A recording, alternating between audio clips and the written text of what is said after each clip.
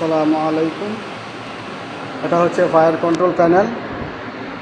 ফ্লোরে অনেক ডিভাইস দেওয়া আছে, সেখান থেকে ফায়ার অ্যালার্ম, কোথাও ফায়ার অ্যালার্ম বাজলে এখানে ফায়ার অ্যালার্মের কন্ট্রোলের মাধ্যমে আমরা দেখতে পাই। ঠিক আছে, ফায়ার কন্ট্রোল প্যানেলের মধ্যে কোথাও অগ্নিসংযোগ বা কোথাও স্টিল, কোথাও ডাস্ট হলে ফায়ার ডিভাইস থেকে আমাদেরকে সংকেত দেয়।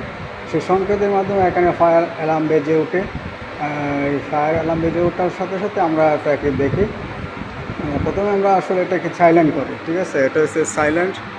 এখানে সাইলেন্ট করি, সাইলেন্ট করার পর দেখি যে আসলে কোন জায়গা থেকে ফায়ার অ্যালার্মটা আসছে। আমরা লোকেশন অনুযায়ী ওই জায়গায় যাই দেখি যে আসলে কী কারণে ফায়ার অ্যালার্মটা বাজলো।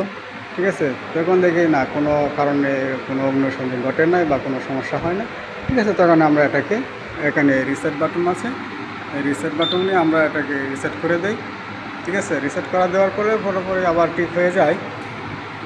রিসেট না দিলে আবার সমস্যা, যে অনেক কিছুর সাথে একটা সংযোগ দেওয়া আছে, লাইন কানেক্ট করা আছে, যেমন অ্যাডজাস্ট ফ্যান, ঠিক আছে, লিফট, এগুলোর সাথে সংযোগ দেওয়া আছে। ঠিক আছে, তো আসলে আমরা এখানে রিসেট দেওয়ার পর, ঠিক আছে, সব কিছু ওকে হয়ে যায়, আবার পুনরায় সব কিছু চালু হয়ে যায়। ঠিক আছে, তো এখানে আছে ট্রেবল সিস্টেম।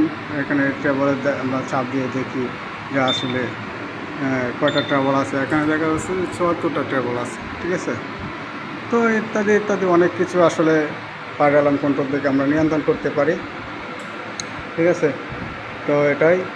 ঠিক আছে, তাছাড়া আরও অনেক কিছু শেখার আছে, আমরা ভবিষ্যতে আরও অনেক কিছু শিখব ইনশাল্লাহ। ঠিক আছে, সকলেই ভালো থাকবেন। আসসালামু আলাইকুম।